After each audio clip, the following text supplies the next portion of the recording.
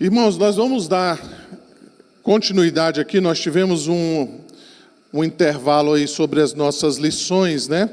A respeito, então, da igreja missional. Nós tivemos aqui no dia 7 o nosso irmão Gessé falando sobre a experiência dele lá, né, no Timor-Leste, trazendo alguns relatos aqui para nós. No dia 14, então, domingo passado, nós tivemos a Assembleia.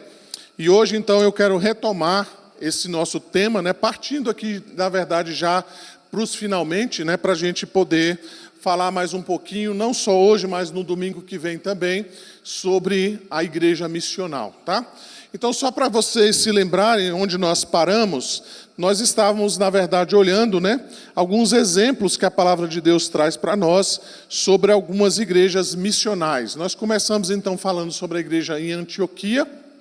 Nós falamos um pouquinho sobre a igreja em Filipos, falamos também sobre a igreja em Roma, como o apóstolo Paulo queria ir para a Espanha, e ele usa então exatamente a carta aos romanos para que ele possa demonstrar àqueles irmãos quais são as intenções dele na plantação desta igreja na Espanha. Então ele escreve aos romanos e ali a gente percebe quais são os princípios, né? Quais são os objetivos, quais são as intenções do apóstolo Paulo em levar o evangelho à Espanha. A gente pode tirar ali alguns exemplos, né, de como essa igreja pode ser uma bênção, né, na nossa vida também. E hoje, então, nós vamos falar um pouquinho sobre a igreja, ou sobre a igreja missional, de acordo com o que nós encontramos ali em Efésios, tá? O texto que nós temos usado é esse, Atos 1, verso de número 8. Vou pedir os irmãos aí, por gentileza, para poderem ler para mim, por favor. Vamos lá?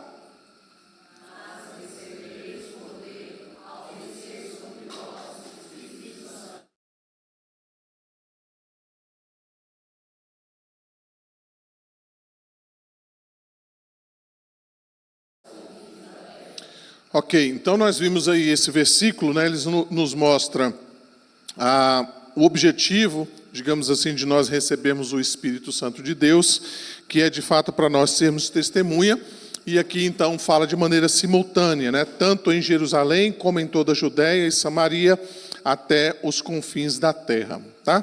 Então vamos dar uma olhadinha, tá, hoje na igreja missional, olhando então para a igreja em Éfeso, né? Então, você que gosta de mapa, né? Só para nós nos localizarmos ali, Éfeso está bem ali, né? Naquela setinha vermelha ali, nós encontramos então essa igreja, né? Da qual então o apóstolo Paulo também trabalhou na fundação dela, e ele escreveu inclusive uma carta a esses irmãos naquela igreja, tá?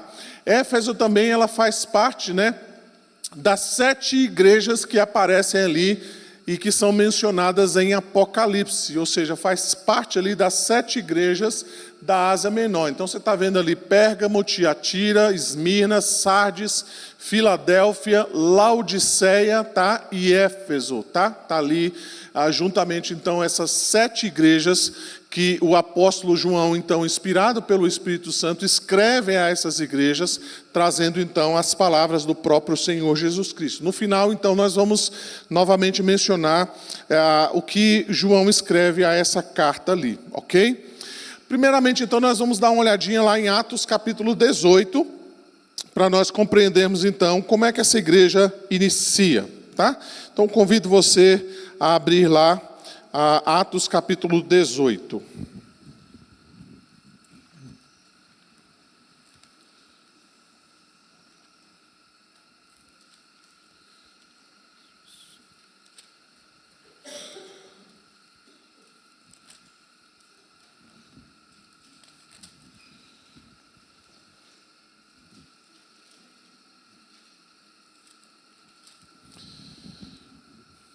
Ok, a partir do verso 18, então, nós encontramos aí o apóstolo Paulo, então, no final da sua segunda viagem missionária, e logo em seguida você vai ver o apóstolo Paulo, então, na sua terceira viagem missionária, e mencionado, então, como ele chegou ali em Éfeso, tá? Diz aí o verso 18, mas Paulo, havendo permanecido ali ainda muitos dias, por fim, despedindo-se dos irmãos, navegou para a Síria, levando em sua companhia Priscila e Áquila, depois de ter raspado a cabeça em Cencreia, porque tomara voto. Chegados a Éfeso, deixou-os ali. Ele, porém, entrando na sinagoga, pregava aos judeus, rogando-lhe eles que permanecessem ali mais algum tempo, não acendeu. Mas, despedindo-se, disse: se Deus quiser, voltarei para vós outros. E embarcando, partiu de Éfeso. Chegando a Cesareia, desembarcou, subindo a Jerusalém, e tendo saudado a igreja, desceu para Antioquia. Havendo passado ali algum tempo, saiu, atravessando sucessivamente a região da Galácia e da Frígia, confirmando todos os discípulos, que era algo que o apóstolo Paulo fazia, né? Ele visitava as igrejas, ele plantava ali os trabalhos, depois ele retornava, verificando então como é que os trabalhos estavam caminhando. Verso 24. Neste meio tempo, chegou a Éfeso um judeu natural de Alexandria, chamado Apolo, homem eloquente e poderoso nas Escrituras. Era ele instruído no caminho do Senhor, e sendo fervoroso de espírito, falava e ensinava com precisão a respeito de Jesus, conhecendo apenas o batismo de João. Ele, pois, começou a falar ousadamente na sinagoga. Ouvindo-o, porém, Priscila e Áquila tomaram-no consigo, e com mais exatidão lhe expuseram o caminho de Deus. Querendo ele percorrer a Acaia, animaram-no os irmãos e escreveram aos discípulos para o receberem. Tendo chegado, auxiliou muito aqueles que, mediante a graça, haviam crido, porque com grande poder convencia publicamente os judeus, provando por meio das Escrituras que Cristo é Jesus. Tá? Que o Cristo é Jesus. Então veja que nós encontramos então esse relato, né, a respeito então da igreja, né, em Éfeso, como ela começa ali então naquela ocasião, tá? Então a gente percebe exatamente algumas questões importantes, né? O texto estava aí. Então a gente vai perceber algumas questões importantes que a gente vai poder encontrar ali naquela igreja. Assim como as outras igrejas que nós mencionamos aqui, nós podemos encontrar diversas características dessa igreja que, de fato, são coisas que podem ser aplicadas também à nossa vida. Então, é diante disso, né, que a gente vai poder ver o modelo missional da igreja em Éfeso. Como essa igreja, então, que foi fundada pelo apóstolo Paulo, que ele escreveu, então, aquela igreja, pode também nos ajudar a nós sermos uma igreja missional. Tá? Então, olhando primeiramente para a carta que o apóstolo Paulo escreve aos Efésios, a gente vai poder encontrar ali algumas características bem importantes dessa carta, que também vai trazer algumas aplicações para nós a respeito, então, de como o apóstolo Paulo via aquela igreja e como aqueles irmãos, então, de fato, estavam vivenciando o evangelho. Tá?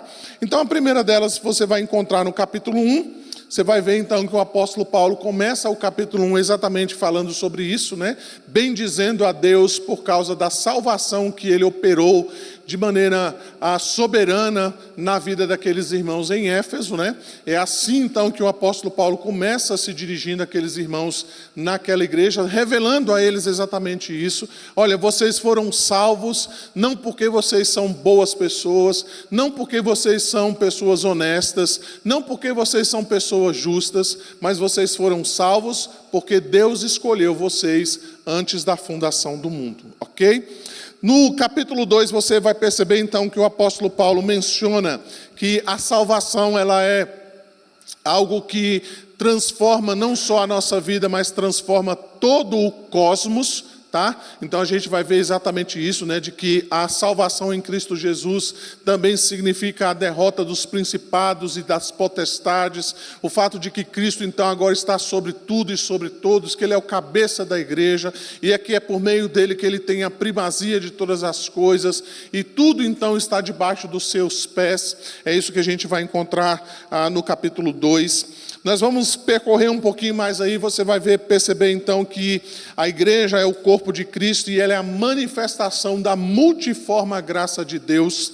No capítulo 4, então, o apóstolo Paulo vai mencionar que a igreja, então, como corpo de Cristo, ela recebe, então, os dons espirituais, tá? Então, a igreja, ela é ela é formada a partir, então, do próprio dom que Cristo dá a cada um dos crentes, para que os crentes, então, possam usar os dons na edificação da igreja, e essa edificação, então, vai produzir na igreja o crescimento dela, tá? Então, ele vai mostrar isso no capítulo 4, né, como cada crente, então, deve estar no corpo de Cristo de maneira ajustada, cooperando, então, com o dom que o próprio Cristo lhe deu, para que a igreja, então, possa ser edificada e aumentada. No capítulo 5, então, o apóstolo Paulo vai falar sobre a questão da unidade, que deve ser demonstrada não só na igreja, mas também na família e no trabalho. Ele vai trazer algumas aplicações bem interessantes a respeito disso. E no capítulo 6, que é a parte que é mais falada no capítulo 6, é o apóstolo Paulo, então, demonstrando que a vida cristã, ela não é um paraíso. Ela não é um mar de rosas. Na verdade, a vida cristã é um campo de batalha, onde nós devemos lutar contra o nosso inimigo, Satanás, que está o tempo inteiro, então, tentando fazer com que os princípios da palavra de Deus não sejam aplicados à nossa vida. Então, o capítulo 6, a maior parte, então, vai ser exatamente isso. O apóstolo Paulo dizendo, olha, tudo isso que eu falei para vocês até agora, isso não vai acontecer automaticamente, né?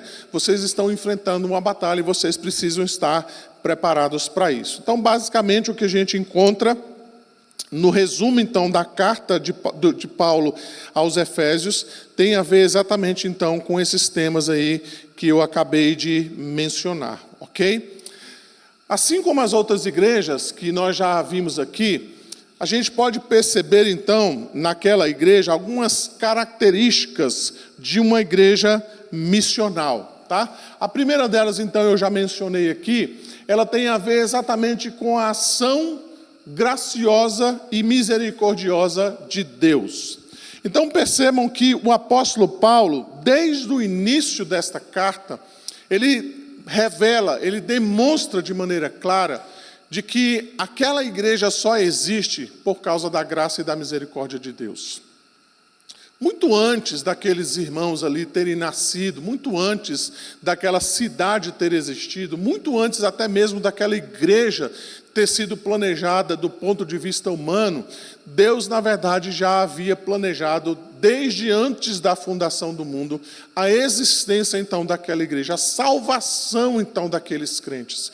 Então, o que o apóstolo Paulo vai demonstrar ali no início da sua carta, é exatamente isso, que aquela igreja, ela não é uma obra humana, ela não é um planejamento estratégico humano, ela não é um desejo de um grupo em particular, de que vamos abrir uma igreja, vamos aqui então plantar essa igreja, vamos então aqui talvez construir um local onde nós possamos nos reunir. Não, isso tudo aconteceu certamente, mas tudo isso então é resultado daquilo que Deus já havia feito antes da fundação do mundo, em escolher pessoas daquela cidade para se tornar então filhos de Deus pela graça e pela soberana vocação em Cristo Jesus.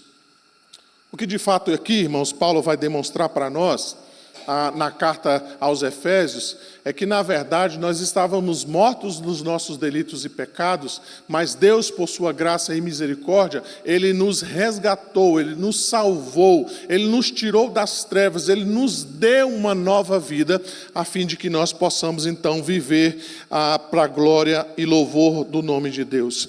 Logo então, irmãos, o que a gente pode mencionar aqui de início, é que a igreja em Éfeso era de fato uma expressão viva, uma expressão clara, uma expressão então notável, né? Visível àquela cidade da graça e da misericórdia de Deus. Por quê? Porque existia ali uma igreja, existia ali um povo reunido, existia então ali pessoas que foram salvas pela graça de Deus. Vale a pena aqui abrir um parênteses, né?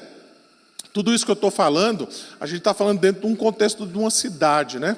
Éfeso, por exemplo, era conhecida como a cidade onde abrigava, né, o templo de Diana, que era um templo muito, muito bem visitado, né? Era uma cidade onde as pessoas iam realmente para visitar aquele templo, para adorar essa deusa chamada Diana. né? Depois a gente vai ver lá no finalzinho, né? Lá em Apocalipse, a igreja inclusive enfrentava oposições até mesmo dentro dela, né? Dentro da própria igreja em Éfeso. Então veja que ali existiam pessoas que estavam, assim como existe no mundo moderno hoje, pessoas que estavam enfiadas, né? Estavam envolvidas, melhor dizendo, em outras religiões, religiões pagãs, religiões onde muitas vezes se exigia sacrifícios, religiões que muitas vezes envolviam também imoralidades, idolatrias. Mas Deus, na sua graça e na sua misericórdia, salvou no meio daquela cidade crentes, pessoas que pudessem então testemunhar da sua graça e da sua misericórdia. Então, a primeira característica que nós encontramos nessa igreja é de que de fato é uma igreja onde a graça de Deus é manifesta, onde a graça de Deus então é revelada, onde a graça de Deus então pode ser vista a olhos nus por aqueles que estão na cidade. Por quê? Porque existe ali uma igreja. Existe ali um povo pelo qual foi resgatado pela graça e misericórdia de Deus. Eles não são melhores do que os demais. Eles estavam, na verdade, na mesma condição que os demais. Eles eram idólatras também, eram pagãos. Talvez muitos desses crentes aqui em Éfeso também frequentavam o templo de Diana. Talvez faziam sacrifícios também ali naqueles templos. Estavam envolvidos na religião daquela época.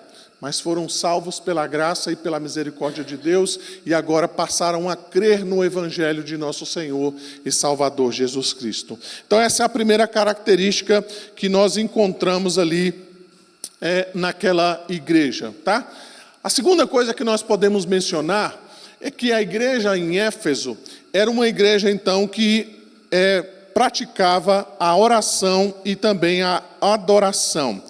Se você der uma olhadinha aí, no capítulo 1, se você também der uma olhadinha no capítulo 3, o verso 14, e se você também caminhar mais um pouquinho no capítulo 6, o verso 20, a gente não vai ter tempo aqui para ler tudo isso, mas veja que o apóstolo Paulo, aqui no capítulo 1, por exemplo, nos versos 15 a 23, ele começa então essa sessão aí, ele dizendo assim: por isso também eu, tendo ouvido a fé que há entre vós no Senhor Jesus e o amor para com todos os santos, verso 16, não cesso de dar graças por vós, fazendo menção de vós nas minhas orações. E aí então ele continua até no verso 23, dizendo exatamente isso: eu estou clamando a Deus, eu estou fazendo orações em favor de vocês, embora já fique claro aqui para mim de que vocês de fato têm fé no Senhor Jesus Cristo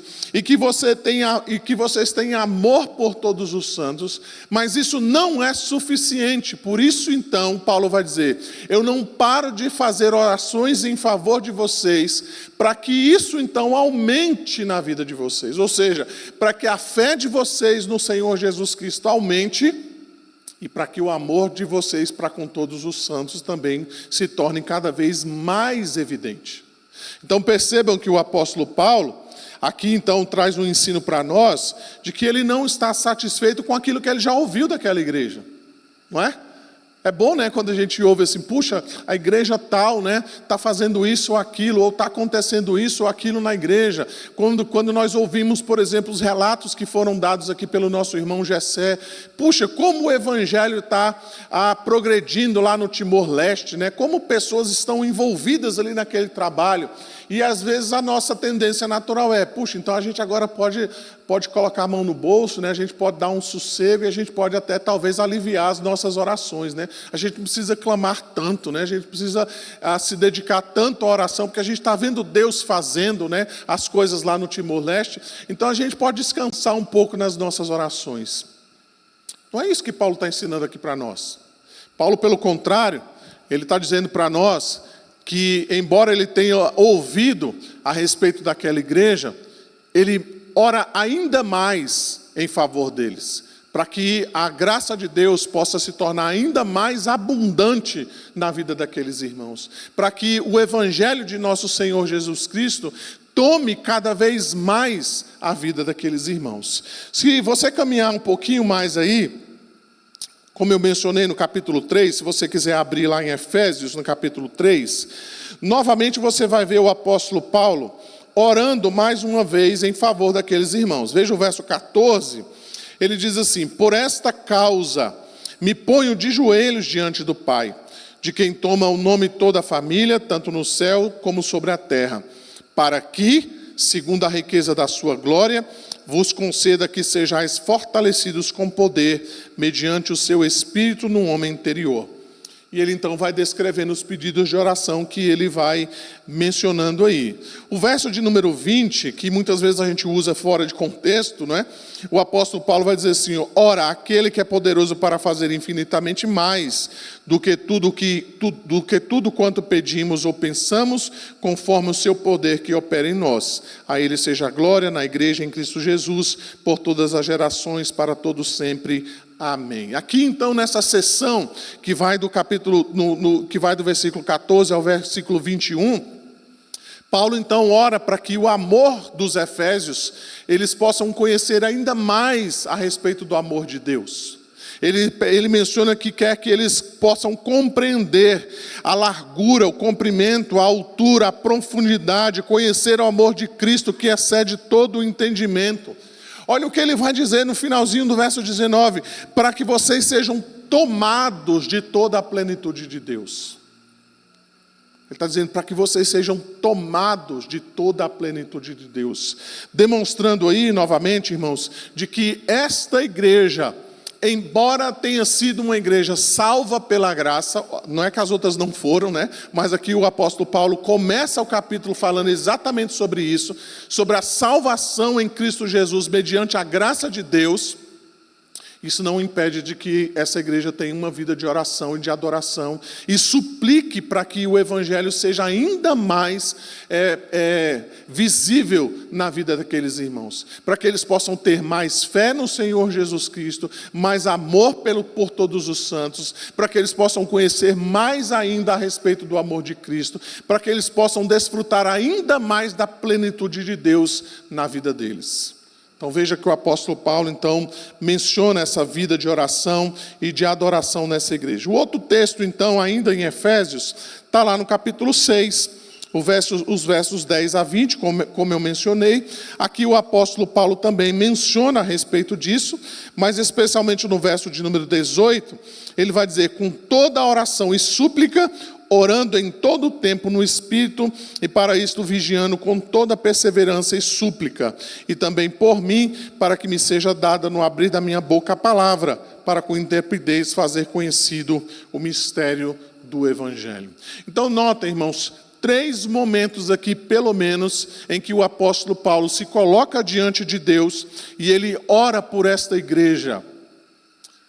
Ele ora para que a igreja seja fortalecida no Senhor, para que as verdades do Evangelho sejam ainda mais compreendidas neles, e que essas verdades do Evangelho possam produzir nesses irmãos uma vida ainda mais santificada diante de Deus, uma vida que demonstre ainda mais o amor pelo Senhor Jesus Cristo e o amor por todos os santos. Então notem aqui, irmãos, que a característica dessa igreja mostra então para nós pelo menos 2 coisas. A primeira é que o Evangelho, ele é uma fonte inesgotável. Por mais que você já tenha vivido, né, e alguns aqui já viveram muitos anos no Evangelho, o Evangelho é uma fonte inesgotável. Nós sempre temos algo a aprender a respeito do Evangelho. Nós sempre temos algo a aprender a respeito de quem Deus é, das obras que Deus faz. Se a gente fosse aqui, nós estivéssemos aqui numa igreja pentecostal, né?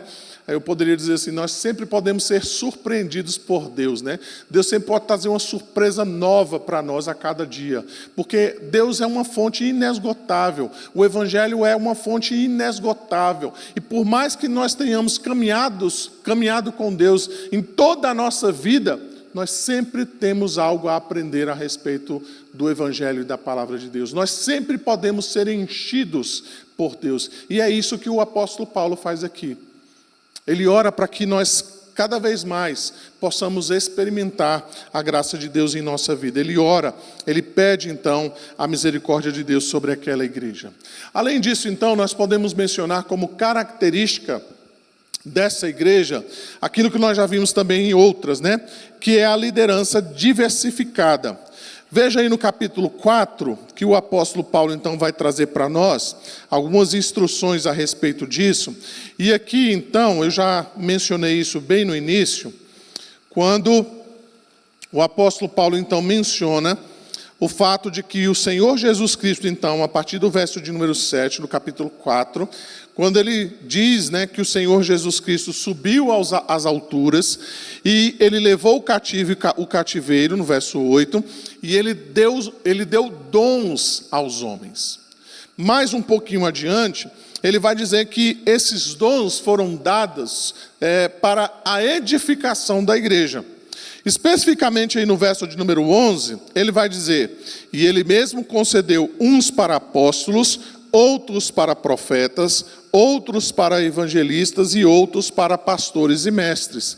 A partir do verso de número 12, ele vai dizer quais são os motivos pelos quais os dons existem. Ele vai dizer que é para o aperfeiçoamento dos santos, no verso 12. No verso 13, ele vai dizer que é para que nós sejamos cada vez mais parecidos com Cristo.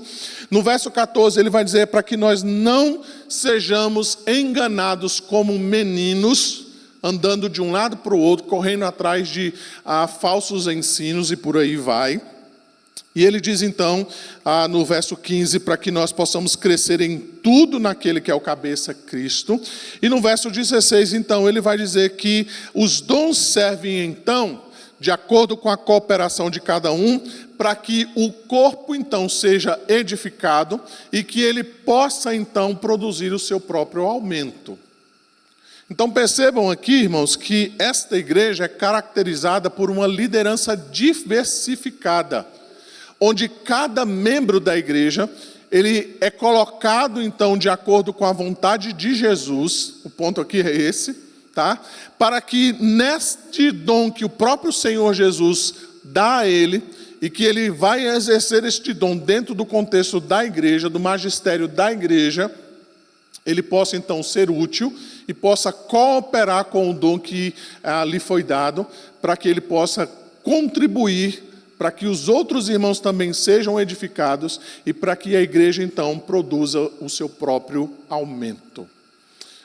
Em outras palavras, o que Paulo está dizendo aqui, irmãos, é que uma liderança diversificada, no sentido de que cada um trabalhando então dentro do seu contexto, é o que produz a saúde da igreja.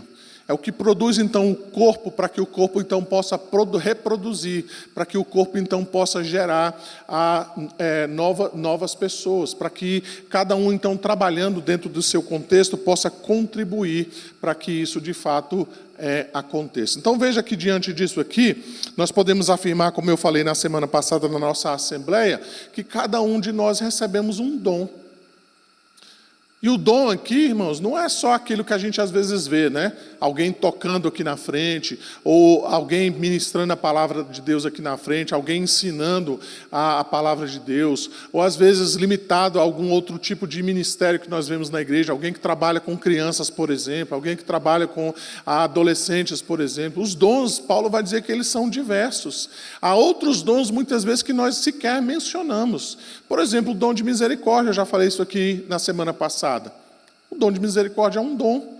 O dom de liberalidade, alguém que tem facilidade, alguém que tem disponibilidade de contribuir financeiramente com a igreja. Isso também é um dom. O dom de governar, de administrar, também é um dom. Pessoas que conseguem, de acordo com a vontade de Deus, ela consegue colocar todas as coisas de maneira ajustada para que a igreja então possa caminhar e ser edificada. Então veja que essa igreja lá em Éfeso é uma igreja então onde as pessoas, os membros daquela igreja receberam dons e eles estão trabalhando a fim de que aquela igreja, então, seja edificada. O que é perceptível aqui, então, irmãos, no capítulo 4, que o apóstolo Paulo deixa claro aqui para nós, é que o ministério, e aqui eu não estou falando apenas do ministério ordenado, mas o ministério da igreja, né, o magistério da igreja, aquilo que a igreja deve ser na sua essência, não é uma obra de uma pessoa só, ou de um grupo seletivo, né, ou de aquelas mesmas pessoas, conforme a gente muitas vezes percebe em algumas igrejas, né? As mesmas pessoas fazendo as mesmas coisas ou fazendo diversas coisas ao mesmo tempo. Não, segundo aquilo que o apóstolo Paulo menciona aqui para nós, a igreja é um corpo onde cada membro deste corpo tem algo a colaborar, tem algo a fazer, tem algo a ajudar. Talvez Deus escolheu você para ser o dedinho lá do pé, né? O mindinho lá do pé, né? Talvez até do pé esquerdo, né? Você talvez fale, não queria ser isso aí, mas foi isso que Jesus deu para você, né? Talvez você quer ser a boca, mas Deus quer que você seja o olho. Talvez você quer ser o olho, mas Deus quer que você seja o ouvido, né? Ou seja, cada um foi colocado neste corpo de acordo com o próprio Senhor Jesus Cristo para contribuir então com a edificação do corpo, ok? Além disso, então, nós já mencionamos em outras igrejas também que nós já trouxemos aqui, já falamos aqui, essa igreja também era uma igreja guiada pelo Espírito Santo de Deus. Novamente, se você voltar lá no capítulo 1, os versos 13 a 14, nós vamos perceber exatamente o apóstolo Paulo falando a respeito disso. Olha o que Paulo vai dizer nos versos 13 e 14 do capítulo 1. Em que também vós, depois que ouvistes a palavra da verdade, o evangelho da vossa salvação, tendo nele também crido, fostes selados com o Espírito Santo da promessa, o qual é o penhor da nossa herança, até o resgate da sua propriedade, em louvor da sua glória. Veja ainda no capítulo 1, verso 17, o apóstolo Paulo vai dizer, para que o Deus de nosso Senhor Jesus Cristo, Pai da glória, vos conceda espírito de sabedoria e de revelação no pleno conhecimento dele. Olha que coisa interessante, no verso 13 e 14, Paulo diz que os crentes já foram selados com o Espírito Santo de Deus. É isso que acontece. Uma vez que nós cremos em Jesus, nós recebemos o Espírito Santo de Deus. Mas não parece contraditório, no verso 17, quando Paulo ora então para que Deus conceda espírito de sabedoria e de revelação no pleno conhecimento de Deus? O que é que os irmãos acham? Será que o apóstolo Paulo escreveu isso aqui à noite, não prestou atenção no que falou?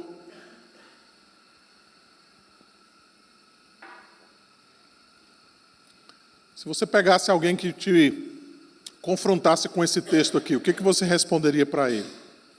Ele está dizendo, olha, no verso 13 e 14, Paulo está dizendo que nós já recebemos o Espírito Santo, mas no verso 17 ele está dizendo que a gente precisa orar para que Deus nos conceda sabedoria e conhecimento no pleno conhecimento de Deus. Mas nós já não recebemos o Espírito Santo, por que agora Paulo está orando para que a gente tenha pleno conhecimento de Deus? Só receber o Espírito Santo já não seria suficiente? Que sentido? Desculpa. Explica aí para nós. No aprimoramento, na santificação, no exercício da fé,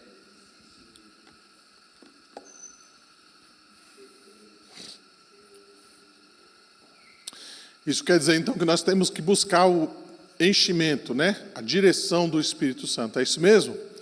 Todo mundo vota com o relator ali? Alguém tem um voto contrário? Então percebam, irmãos, o que Paulo está colocando aqui diante de nós. É como se ele estivesse dizendo, olha, vocês foram selados, vocês foram resgatados, vocês foram marcados com o Espírito Santo de Deus. Mas isso é uma parte da verdade. Nós precisamos agora buscar esse conhecimento de Deus através do Espírito. Então veja, o Espírito Santo não apenas nos sela, mas ele também nos dá conhecimento a respeito de quem Deus é. Esse conhecimento é um conhecimento que nós vamos adquirindo, vamos dizer assim, ou nós vamos tendo esse conhecimento, nós vamos recebendo esse conhecimento à medida, então, que nós caminhamos com Deus. Eu vou fazer uma comparação aqui, mas me parece meio pobre, mas para tentar fazer com que os irmãos entendam aquilo que eu estou querendo dizer. É quando nós casamos, né? Quando a gente casa, a gente então faz ali promessas, né? Naquele casamento, a gente recebe uma aliança. E é aquele pacto, então, aquela cerimônia, está dizendo o seguinte: olha, a partir de agora, vocês dois são uma só carne. Isso é verdade? Teoricamente é verdade, né? Está ali dizendo, agora vocês estão casados. Mas você, para conhecer de fato a outra pessoa, para conhecer o seu cônjuge, você vai ter que agora, então, desenvolver um relacionamento para que você, de fato, possa conhecer bem o seu cônjuge. Embora vocês sejam uma só carne, no momento em que vocês saem daquela cerimônia religiosa ou na cerimônia civil, vocês, de fato, só vão experimentar essa experiência de ser uma só carne à medida, então, que vocês vão convivendo. Que vocês, então, vão experimentando dentro da vida conjugal o que, de fato, é ser uma só carne. Então, preste atenção, voltando aqui novamente a Efésios. O que Paulo está dizendo para nós é que uma igreja guiada pelo Espírito Santo não é uma igreja que simplesmente afirma, nós temos o Espírito Santo, nós somos selados pelo Espírito Santo, mas é uma igreja que experimenta essa direção que é dada pelo Espírito Santo de Deus. O crente, então, de modo particular, ele pode sim dizer que ele é guiado pelo Espírito Santo, à medida, então, que ele vai experimentando na sua vida a maneira como o Espírito Santo de Deus é guiado, o guia na sua vida. Então, não adianta nada simplesmente uma afirmação, nós somos guiados pelo Espírito Santo. Isso, de fato, vai acontecer quando nós experimentarmos dia após dia na nossa vida que essa direção que somente o Espírito Santo vai dar para nós. Veja que o apóstolo Paulo, ele vai mencionar isso novamente, lá no capítulo 3, o verso 16, quando ele diz, para que segundo a riqueza da sua glória, vos conceda que sejais fortalecidos com poder, mediante o seu Espírito no homem interior. Novamente aqui a mesma coisa. Paulo está dizendo, olha, vocês receberam o Espírito Santo de Deus, mas vocês precisam experimentar isso na vida de vocês, dia após dia, sendo fortalecidos. Veja que novamente lá no capítulo 6, o verso 17, o Espírito Santo então é mencionado aqui como essa espada, né, essa espada do Espírito, que é a palavra de Deus. Então, notem que uma igreja que é guiada pelo Espírito Santo, conforme a gente olha aqui a igreja em Éfeso, é uma igreja que não só afirma que tem um Espírito, né, porque tem que afirmar mesmo, que é isso que acontece, né, mas é aquela igreja que experimenta dia após dia a direção do Santo Espírito de Deus, que vai crescendo a cada dia mais no conhecimento a respeito de Deus. Então percebam, irmãos, só para nós fecharmos esse ponto aqui, a vida cristã não é uma vida estática. Não é uma coisa que a gente diz assim, 20 anos atrás eu recebi a Cristo como Senhor e Salvador da minha vida e acabou ali. Não, esses 20 anos que são mencionados aqui, tem que ser 20 anos de crescimento, ou seja, a maneira como você e eu conhecíamos a Deus há 20 anos atrás tem que ser diferente da maneira como nós conhecemos Deus hoje. Assim como você conhece seu cônjuge, certamente o cônjuge que você conheceu há 10, 20, 30 ou 40 anos atrás, certamente não é a mesma pessoa que você conhece hoje. Depois desse tempo de convivência, agora você pode de fato dizer, não, eu conheço muito mais essa pessoa hoje do que eu a conheci no dia então que eu disse sim para ela lá no altar. Por quê? Por causa da convivência, por causa dos anos que você passou com essa pessoa, agora você pode realmente dizer que você conhece esse indivíduo. Assim também o cristão que convive a cada dia com Deus e que é guiado por Deus por meio do seu Espírito Santo, pode dizer, não, eu realmente conheço a Deus. Eu sei de fato como Deus age. E isso não é apenas uma afirmação doutrinária e teológica, mas eu experimento isso na minha vida. Eu sei quando Deus de fato está falando ao meu coração e está direcionando a minha vida para isso por meio da sua palavra. Eu posso de fato compreender que Deus realmente está me guiando nesse sentido ou naquele, porque eu já tenho conhecido, eu já tenho experimentado a maneira como Deus fala e se relaciona comigo por meio da sua palavra.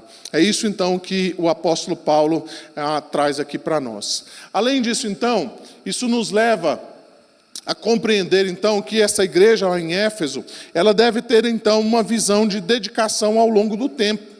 Então percebam que tudo isso, né? Aquela igreja recebeu o evangelho, eles foram salvos pela graça, Deus então se revelou àquela igreja, Deus então trouxe o evangelho àqueles irmãos, mas eles precisam se desenvolver, eles precisam crescer na graça, eles precisam então fazer com que o evangelho se torne prático na vida deles, eles precisam de fato que a missão faça parte da vida daquela igreja. Isso certamente vai exigir daqueles irmãos esforço, vai exigir deles envolvimento, vai exigir deles garra, vai exigir daqueles irmãos dedicação, vai exigir daqueles irmãos, de fato, buscarem uma vida santificada, conforme nós lemos aqui na pergunta 88 do Catecismo de Heidelberg. Ou seja, eles vão ter que despojar-se do velho homem e vão ter que revestir-se, então, do novo homem. Eles vão ter que entrar numa batalha espiritual, conforme Paulo vai dizer lá no capítulo 6. E quem é que entra numa batalha comendo salgadinho? Né? Nós entramos numa batalha para lutar, para resistir, para usar as armas que estão disponíveis a nós. E é isso então que o apóstolo Paulo está mencionando aqui. A igreja então, ela precisa ter essa visão a longo prazo, a fim de que ela possa cumprir o propósito de Deus na vida delas. Citando novamente aqui, irmãos, o que o apóstolo Paulo já havia falado à igreja em Roma, no capítulo 15, o verso de número 20, aqui também cabe bem, né, aquilo que o apóstolo Paulo menciona à igreja aos Efésios. Os irmãos podem ler para mim, por gentileza?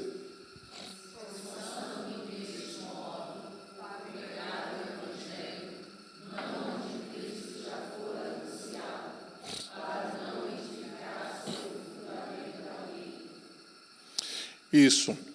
A palavra que é traduzida aí para nós como esforçando-me desta maneira, ela tem o sentido de ter como ambição, esforçar-se com zelo. O que Paulo está dizendo é, eu faço tudo, o meu alvo principal, a minha maior ambição como missionário, como servo de Deus, é levar Cristo aonde Cristo não foi conhecido, ou ele ainda não foi pregado. Era assim, então, que o apóstolo Paulo encarava o seu ministério missionário. Aqui, então, uma citação do Timóteo Carriquet. Ele diz, muito mais que alcançar seu bairro, cidade, nação, ou até mesmo todos os povos, o alvo é balançar os próprios poderes celestiais. Isso significa orar e agir de tal forma que os próprios valores do mundo e o que ou quem está por detrás deles mudem, conformando-se aos valores do reino de Deus.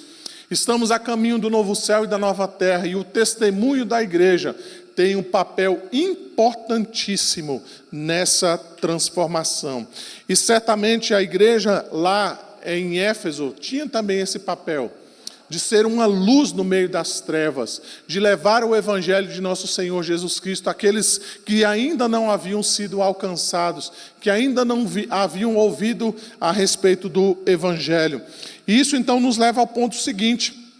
A gente vai perceber exatamente isso, de que aquela igreja, ela tinha como característica testemunhar o mais abrangente possível. Nós vamos encontrar isso no capítulo 6, quando o apóstolo Paulo, ele menciona exatamente isso, né? Ele vai dizer lá no capítulo 6, que ele pede oração também por ele, para que ele possa então pregar o evangelho ainda mais. No verso 19 ele diz, orem também por mim, para que me seja dada no abrir da minha boca a palavra, para com intrepidez fazer conhecido o mistério do Evangelho. Notem um pouquinho, se você voltar no capítulo 4, o apóstolo Paulo então vai mencionar também no capítulo 4, rogo-vos, pois, eu, prisioneiro no Senhor, que andeis de modo digno da vocação a que fostes chamados. E aí um pouquinho mais adiante, o apóstolo Paulo vai mencionar que esse testemunho que nós devemos dar, é um testemunho que nós vamos dar a um mundo que é opositor ao Evangelho. Ele vai mencionar exatamente isso, que nós precisamos ser dessa maneira, viver à luz do Evangelho, exatamente para que a gente possa servir de testemunha às pessoas que estão ao nosso redor. Isso quer dizer, irmãos, que quando a igreja, então, ela adquire ou ela vive de acordo com os valores do mundo, ela perde completamente a sua essência de ser sal da terra e luz do mundo. Ela é como o mundo. Ela perde completamente isso. E é isso então que o apóstolo Paulo traz aqui para nós. E por fim, eu já mencionei isso aqui também. Passou aqui sem querer, né? E eu não vi. Isso é a idade, viu, gente?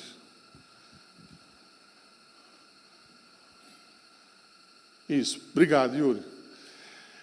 Então, a última coisa que a gente pode mencionar é que essa igreja, então, que o apóstolo Paulo menciona, é uma igreja também que está nessa luta cristã. A gente não vai gastar muito tempo aqui, eu já falei sobre isso, mas o capítulo 6, o apóstolo Paulo fala exatamente sobre isso. A igreja missional, ela entende que ela está numa luta, ela está numa batalha espiritual.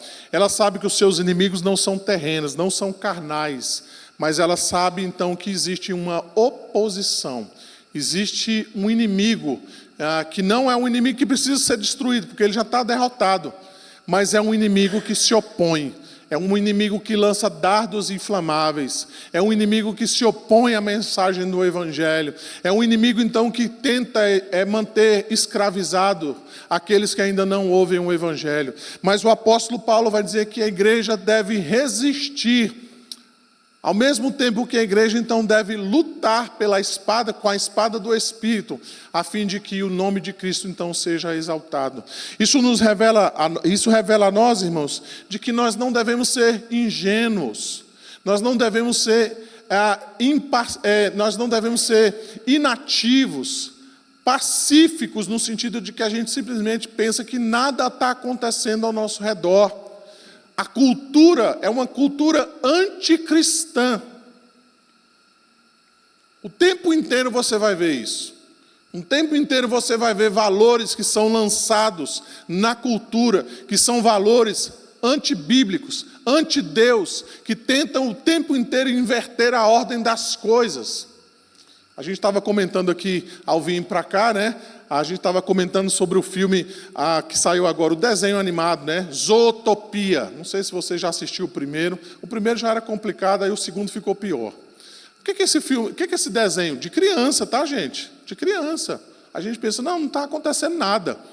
Qual é a história, em resumo, do filme?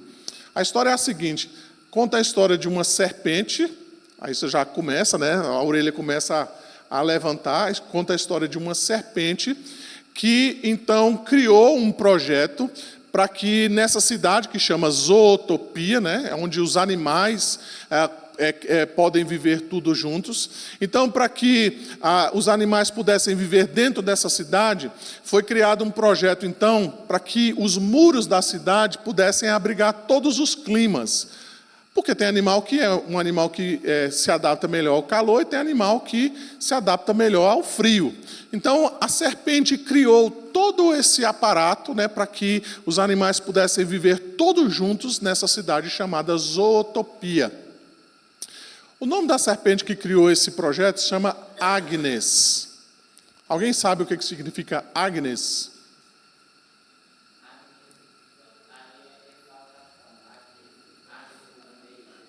Então, mas o que a palavra Agnes significa? Alguém falou aí? Cordeiro, isso mesmo, né? Então o nome da serpente é Cordeiro. Aí a outra orelha também já levantou, né? Então você já ficou esperto. Então, o que conta a história? A história conta que essa serpente, então, criou esse projeto lindo e maravilhoso para que os animais pudessem viver juntos ali, mas então veio alguém e roubou o plano da serpente.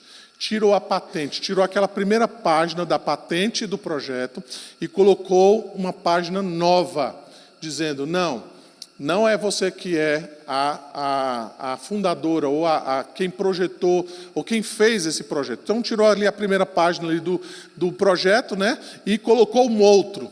E aí, para que ninguém desconfiasse do que está acontecendo, a pessoa então, né, o outro animal lá, criou uma situação em que a serpente, assim como todos os outros répteis, fossem expulsos de Zootopia. Então foi isso que aconteceu.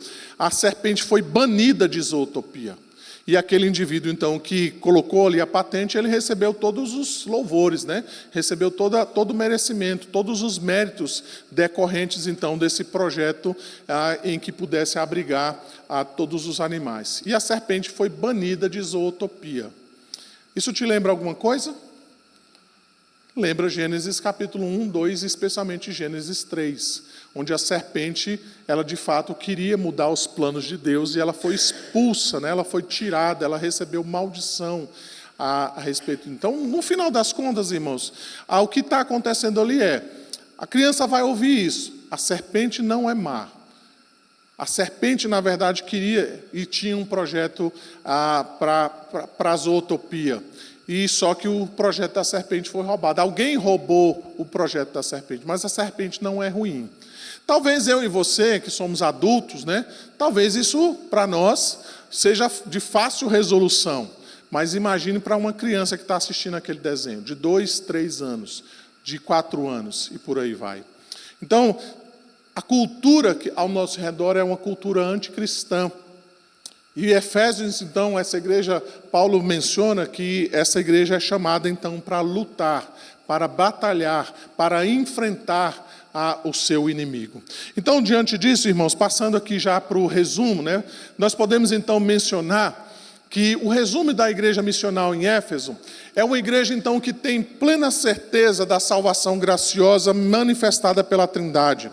Aquela igreja também tem uma verdadeira adoração e vida de oração profunda. Nós mencionamos que aquela igreja ela tem uma liderança múltipla e diversificada, ou seja, cada membro está ciente do seu dom espiritual e da necessidade da sua participação. Lá também nós encontramos, né, que o serviço é um serviço de todos, não de um grupo seleto que produz o crescimento da igreja.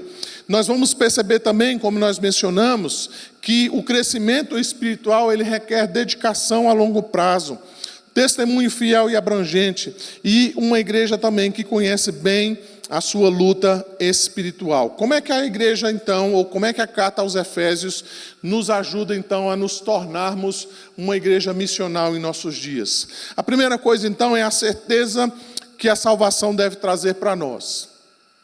Descanso e frutos da nossa vida espiritual. Eu e você fomos salvos pela graça. Nós não estamos aqui pelos nossos méritos, mas Deus nos salvou, Deus nos resgatou para si. Uma liderança plural e atuante pelos dons é que faz a igreja crescer. Não é responsabilidade de um grupo, de 3, mas todos os crentes envolvidos a respeito, então, dos dons espirituais. É isso, então, que traz crescimento na vida da igreja. Crescer em número e qualidade é um alvo que deve ser visto a longo prazo. Ativismo não é sinal de maturidade cristã. Tá? Cada cristão deve dedicar-se a fazer o evangelho conhecido. Ele fala, ele ora e contribui para isso. Lembra que eu mencionei aqui que o alvo, a ambição do apóstolo Paulo era fazer o nome de Cristo conhecido aonde Cristo não for anunciado ainda. Essa é a ambição que a igreja deve ter. Esse é o desejo mais profundo que a igreja missional deve ter. Eu quero pregar o evangelho onde Cristo ainda não foi anunciado. Eu quero falar de Cristo àqueles que ainda não conhecem ao Senhor Jesus Cristo. Além disso, então, a igreja está numa luta cristã. Nós não estamos num tour espiritual, mas numa batalha, numa luta espiritual. onde nós temos opositores, onde nós temos então que enfrentar da maneira correta.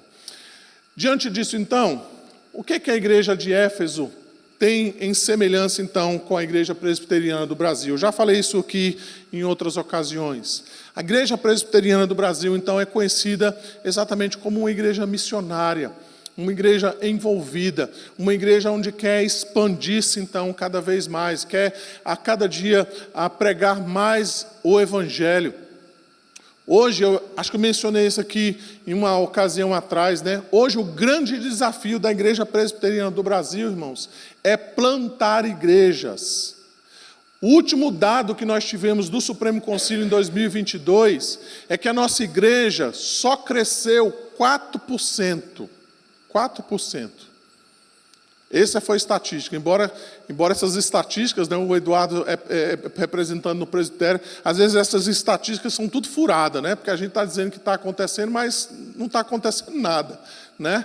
E às vezes essas estatísticas não podem revelar aquilo que realmente está acontecendo. Mas o que nós temos é esses números, né? 4%, irmãos.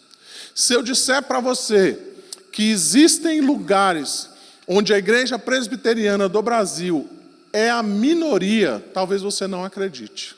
O Rio Grande do Sul, por exemplo, é um lugar. Mais de 600 municípios tem o Rio Grande do Sul. Salvo engano, o último dado que eu vi, lá nós só temos representação da igreja presbiteriana do Brasil, dos mais de 600, nós só temos em 30. Ou seja, 5% de representatividade da igreja presbiteriana do Brasil ali no Rio Grande do Sul. Se você for para o norte, nordeste, os desafios são enormes. Se você for para lugares aqui ao nosso redor, se você for para regiões aqui próximas de nós, você vai ver que ainda existem muitos campos que não têm presença da igreja presbiteriana do Brasil. Isso então traz para nós esse desafio de nós sermos uma igreja missional, de nós olharmos para o nosso passado e percebermos como os nossos pais, como os primeiros presbiterianos que aqui estiveram, trabalharam com afinco, com dedicação, com amor, para que o evangelho de nosso Senhor Jesus Cristo fosse pregado a todos os lugares. Como pastores já ordenados, pastores brasileiros, se dedicaram arduamente para que o evangelho fosse pregado a lugares onde ele ainda não havia chegado. E muitas vezes viajando em condições muito difíceis, irmãos. A pé, a cavalo, na chuva, no sol. Muitas vezes indo de cidade em cidades para pregar o evangelho. Alguns deles sendo inclusive apedrejados, perseguidos, a fim de que o evangelho pudesse chegar a esses lugares. E por fim, então, nós podemos mencionar, olhando então novamente para a igreja em Éfeso, e eu queria então que nós pudéssemos dar uma olhadinha lá em Apocalipse, capítulo 2, os versos de 1 a 7. Conforme eu mencionei aqui no início, a igreja em Éfeso é uma das 7 igrejas que são mencionadas ali no capítulo 2 e também no capítulo 3 do livro de Apocalipse. Éfeso é a primeira delas, tá? E o que nós vamos encontrar ali é as palavras do próprio Senhor Jesus Cristo se dirigindo àquela igreja. No capítulo 2, verso 1, nós encontramos assim: estas coisas diz aquele que conserva na mão direita as 7 estrelas e que anda no meio dos 7 candeeiros de ouro. Conheça as tuas obras, tanto o teu labor como a tua perseverança, e que não podes suportar homens maus, e que pusestes à prova os que a si mesmos se declaram apóstolos e não são, e os achastes mentirosos, e tendes perseverança, e suportastes provas por causa do meu nome, e não te deixastes esmorecer. Tenho, porém, contra ti, que abandonastes o teu primeiro amor. Lembra-te, pois, de onde caístes, arrepende-te e volta à prática das primeiras obras.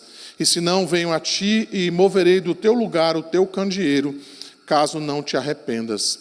Tens, contudo, a teu favor que odeias as obras dos nicolaítas, as quais eu também odeio.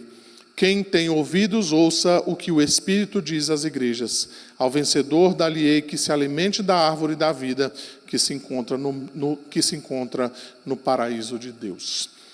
Qual era a questão levantada aqui por Jesus com relação à igreja em Éfeso? Ela havia perdido o primeiro amor. Ela continuava uma igreja teologicamente correta, as suas doutrinas eram corretas, assim como a gente percebe claramente na carta que o apóstolo Paulo escreve àqueles irmãos. É uma das, tirando Romanos, né, talvez seja a carta mais teológica do Novo Testamento, seja Efésios, onde o apóstolo Paulo aponta as profundezas da graça e da misericórdia de Deus. Veja aí que o apóstolo Jesus, ele declara então exatamente isso, ele exalta o fato de que essa igreja, ela não recebia aqueles falsos apóstolos no seu meio, como a gente vai ver em outras igrejas aqui. Eles repudiavam os nicolaítas, assim como a gente vai ver outras igrejas que recebiam os nicolaítas no seu meio, e esses nicolaítas, inclusive, ficavam ali no meio dos crentes, né, falando de um falso evangelho. Éfeso não, eles rejeitaram os nicolaítas, rejeitaram os falsos apóstolos, eles se mantiveram firmes no que diz respeito à doutrina, mas perderam primeiro amor. Eles não eram a mesma igreja do passado. O texto não deixa claro para nós, mas talvez aqueles irmãos perderam o seu vigor da vida cristã, talvez perderam o seu vigor missionário. Aqui então, a repreensão que Jesus dá a eles é que, caso eles não voltem, caso eles não se arrependam, Jesus vai tirar do meio deles o candeeiro, ou seja, aquela igreja vai deixar de ser uma testemunha, uma luz naquele lugar, caso eles não se arrependam e voltem às suas primeiras obras. Ou seja, eles precisam não apenas manter-se nas doutrinas, mas eles precisam retomar o vigor espiritual.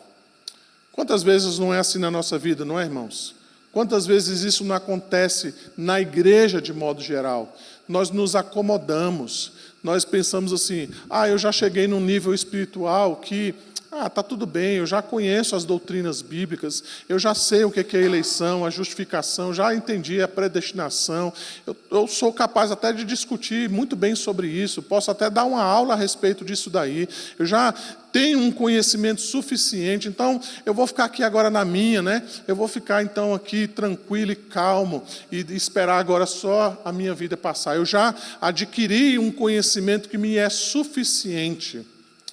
Quando, na verdade, nós precisamos sempre pedir a graça de Deus para revisitar o primeiro amor. O que é o primeiro amor, irmãos? É aquele nosso desejo de servir a Deus. Basta a gente olhar os novos convertidos, não é assim quando a gente se converteu? Eu quero servir a Deus, eu quero ajudar, eu quero colaborar, eu quero contribuir, eu quero fazer de tudo. O que tem para fazer? O que eu posso colaborar com a igreja? Tem o quê? Para lavar banheiro? Eu lavo, não tem problema, mas eu quero servir a Deus de alguma maneira. Nós regulamos o nosso tempo, nós refazemos a nossa agenda, nós muitas vezes deixamos para trás amigos, família, nós deixamos para trás todos aqueles projetos que nós tínhamos a respeito da nossa vida, porque nós pensamos assim, agora eu quero servir a Deus com todo o meu empenho, com toda a minha dedicação. E algumas vezes as pessoas são até chamadas de beata, né? Você virou beato porque você não sai da igreja, você vai dormir na igreja. De tanta empolgação, muitas vezes, que nós temos nos primeiros anos de convertido. E depois isso acaba, de alguma maneira, vai deixando de lado, a gente vai se aborrecendo, a gente vai deixando, a gente vai se tornando, às vezes, até meio cínico, né? Não vou mexer com isso não, já fiz isso aí, meu irmão, já fiz isso aí, não vou mais me desgastar com isso. Talvez seja isso que tenha acontecido com aquela igreja. Eles perderam o primeiro amor, e Jesus diz, retornem ao primeiro amor. E que nós possamos aprender com a igreja em Éfeso, não é? A nós mantermos, de fato, as doutrinas, mas nós aprendamos também a viver esse primeiro amor, de fato aquela empolgação, aquele amor que motivava o nosso coração a servir a Deus de todas as formas e com toda a dedicação possível. Eu não sei se algum irmão ou alguma irmã tem alguma consideração, alguma pergunta a fazer. Nós temos alguns minutinhos antes de nós continuarmos aqui darmos seguimento à nossa escola dominical.